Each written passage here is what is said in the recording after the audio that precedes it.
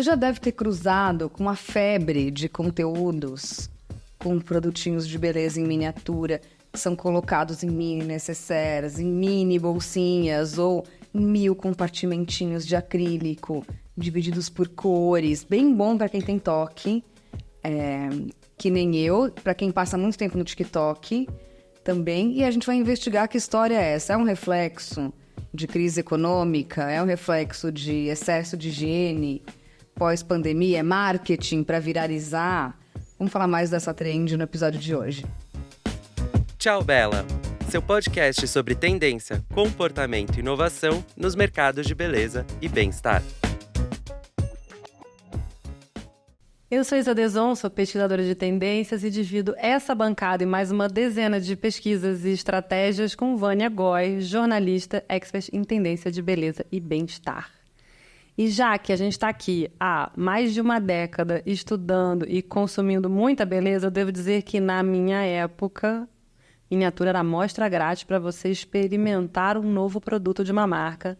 No máximo, um kitzinho de viagem. Não era categoria de produto. Não, e eu venho falando como corner de miniaturas ali próximo ao caixa da Sephora, tá se tornando um labirinto de tanta coisa que você pode comprar nessa versão pequenininha. A gente publicou uma matéria recentemente no Belezinha falando que, por acaso, essa Multimarcas oferece mais de 300 produtos em versão mini, incluindo skincare e maquiagem. E não é só esse mercado mais mainstream. Sephora não é uma marca de massa no Brasil, né? Ela é mais popular, um pouco fora. Mas mesmo lá fora, recentemente eu visitei algumas lojas da Space NK, que é uma varejista mais premium, né? Tem uma curadoria mais sofisticada de produtos. E eles têm uma prateleira inteira dedicada às miniaturas de cremes caríssimos. Um deleite para quem, como eu, testa muita coisa, não quer ficar comprando full size de Augustinus Bader para testar. Bom, a gente fez esse episódio porque a gente ficou se perguntando por quê, né? Os mini produtos, eles eram boas soluções para levar na bolsa e em viagens curtas, mas parece que agora eles estão aí também como uma opção para quem quer experimentar cada lançamento desenfreado que a gente tem nesse mercado de beleza. Não para, ou também não quer ficar aí, pior, né? Que eu acho bem pior, ficar micado aí com um produto que não rolou para sua pele, para o seu tom, etc.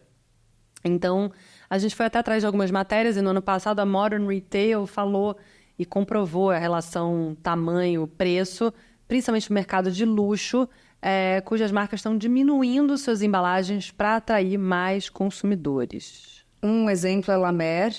Um dos creminhos faciais, na verdade, é um sérum de concentrate. Aqui no Brasil você encontra, por exemplo, uma versão de 15 ml que custa R$ 1.799. Definitivamente não é barata, mas é muito mais barata do que se você for comprar o full size. Pote, né? Nem ouso imaginar.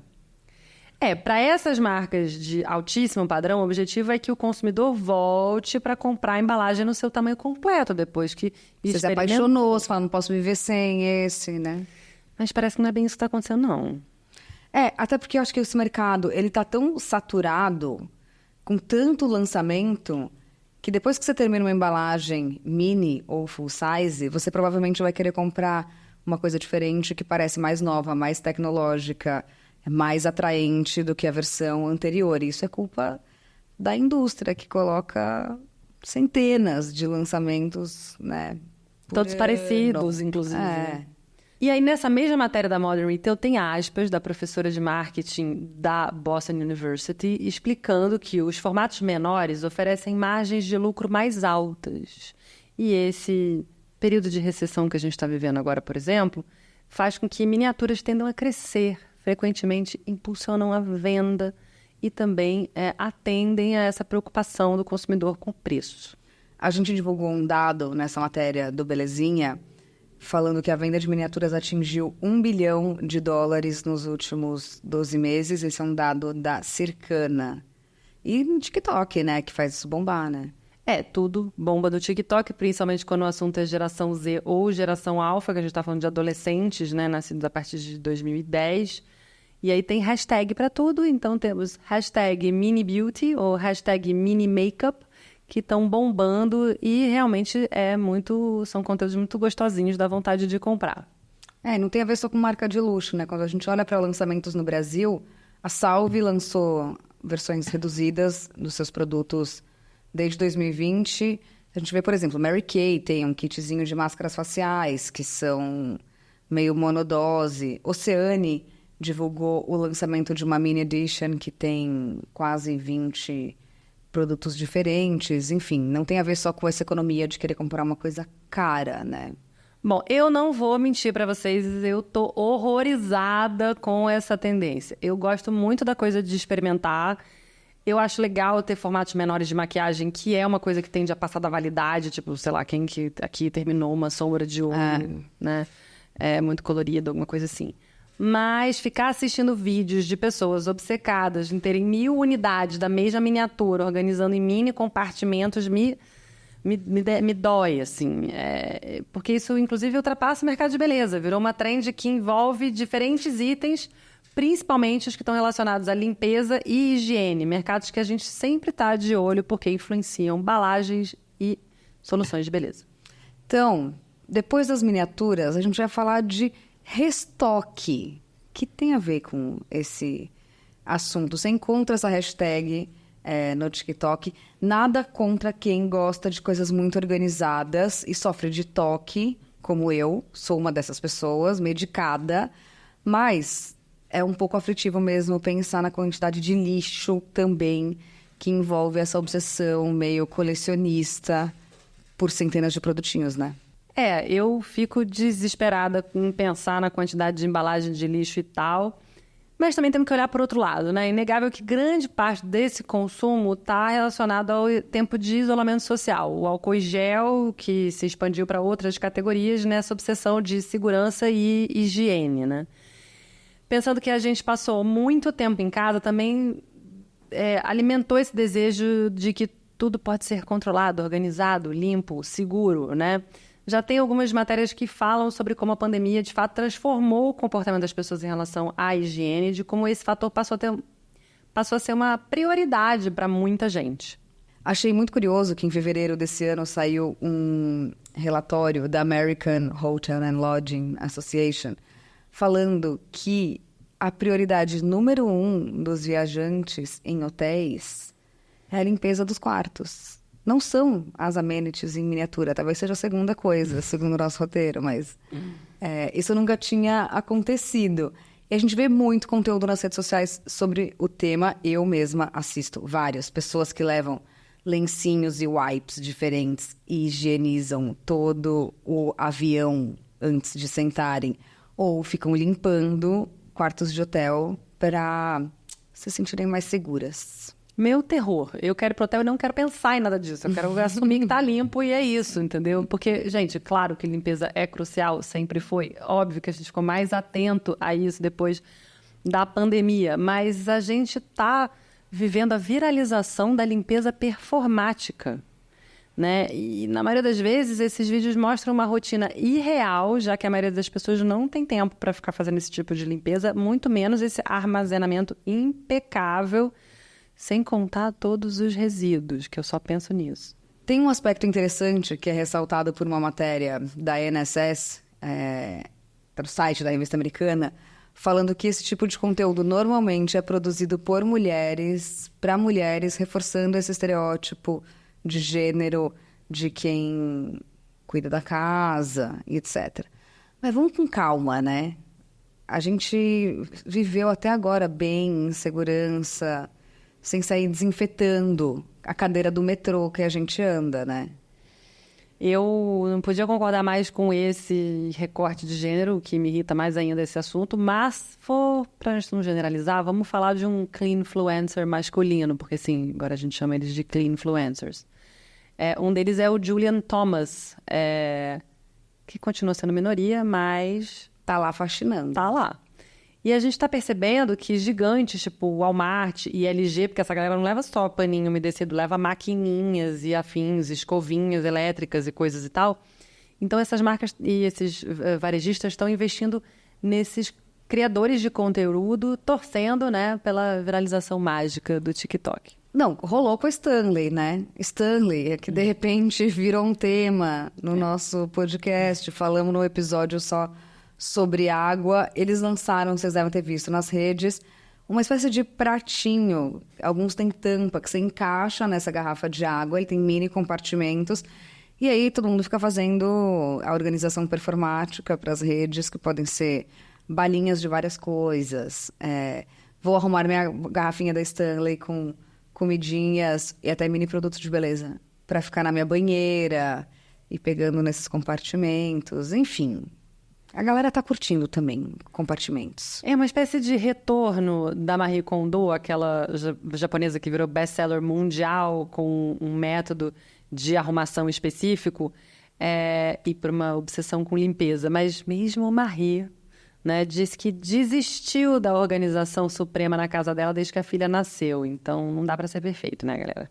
O fato é que essa tendência de colecionismo, hiperorganização, hiperigienização, dá prazer para algumas pessoas, né? Camila Frender não falou que via o cara lavando o tapete, achava gostoso? Eu amo ver umas influenciadoras brasileiras que jogam os produtos químicos no chão pink, aí pega o rodinho e tira. Ou quem fica compartimentando tudo na geladeira, etc. Há um lugar de prazer aí, né? Tem até o ASMR do Claro. assunto, e por isso tudo isso tem feito muito sucesso. Mas aí a gente achou uma matéria na Lab Mag desse ano que a psicóloga indiana Pruvi Shah fala que a atração por esses vídeos também mostram esse reabastecimento, tudo isso, como uma maneira da gente encontrar uma sensação de realização, de tipo assistir alguém concluir aquelas tarefas como se você de alguma forma... Parece que minha vida tá em ordem.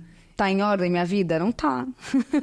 Então tem alguma coisa aí, tanto visual quanto sonoro, né? Então mistura todos os sentidos. Eu vou continuar achando que nada disso justifica a quantidade de lixo e descarte. O mundo está em chamas e eu não vou entender o colecionismo de mini coisas e mil sachês, mas é importante a gente falar sobre o assunto. Porque tem nome, chama Metaconsumo. Tem uma matéria muito boa do ano passado no Guardian falando que esse consumo de conteúdo sobre organização e sobre mini compras realmente nos levam a um excesso de consumo de um jeito zero saudável para a gente e para o meio ambiente, né? Por exemplo, eu sinto muita agonia quando alguém descasca a fruta e guarda a fruta num potinho, quando a fruta já vem na embalagem mais inteligente desenvolvida na história da humanidade, né? Que tem até um aviso de cor para quando ela está pronta para consumir ou não. Então, mas tem uma coisa meio infantil nessa história, não tem? Tem super. Eu acho que às vezes me parece um pouco de adulto querendo brincar de casinha de boneca, de Polly Pocket, tipo mini Barbies, com todos os apetrechinhos de casinha que a gente brincava. Parece que eles estão fazendo isso, por exemplo, com um produtinho de beleza, entendeu? Parêntese que Polly Pocket voltou com tudo para a geração alfa, tem até live action. Mas, já que a gente entrou nesse assunto de infância, eu acho que vale a pena a gente terminar o assunto olhando para um viés mais psicanalítico em relação a essa trend, desse lugar de... Né, como é que a gente vai preencher esses vazios todos que a gente tem dentro da gente? Essas caixinhas de acrílico que a gente quer botar coleção de gloss, entendeu? Faz sentido. Acho que tem uma outra matéria boa na Bustle desse ano que faz uma explicação mais histórica sobre essa história de organização. Começa em 1800, quando isso era um sinônimo de virtude, especialmente da classe média branca, e no pós-guerra o consumo virou um imperativo moral. E aí os projetos arquitetônicos de casas passaram a ter nicho para você armazenar coisas, né? Enfim, esse vazio vem lá de trás, né? Eu acho que o que a gente está vivendo agora como transformação em relação a essa timeline histórica que eles trouxeram é que essa casa virando supermercado, virando bunker, virando autossuficiente, ao mesmo tempo virando palco e você não abria dispensa para ninguém, né? Nunca. De fato, você só vai abrir se você tá lá hiperorganizada, né? Enfim. Acho que tem uma coisa de ostentação e status dessa vida muito sob controle, mas também um desejo por um autocuidado, né? Uma autogestão, uma autossuficiência que enfim, esconde uma ansiedade, uma necessidade de controle num mundo que está muito bagunçado e muito instável, né? Então, vamos comprar containerzinhos de acrílico? Não, vamos fazer terapia, pra entender o que exacerba essa sensação de controle, né? Obrigada a você que ficou até aqui com a gente. O Tchau Bela é idealizado por mim, Isa Deson, pesquisadora de tendências e fundadora da Deson, e pela Vânia Goy, jornalista de bem-estar e beleza, fundadora do belezinha.com.você. Esse episódio foi gravado aqui no nosso escritório em São Paulo e conta com pesquisa da Larissa Nara, do Felipe Stoffa e da Hanna Dourado. O roteiro é da Catrina Carta Kovarik, a trilha do Chico Reginato, a identidade visual é do Nino Alexandre e as estampas são desenhadas pela Núbia Lima. A produção é do Felipe Sandoval e a gente volta daqui a 15 dias, então fica de olho. Curte, comenta, você já sabe, né? Tchau, Bela! Seu podcast sobre tendência, comportamento e inovação nos mercados de beleza e bem-estar.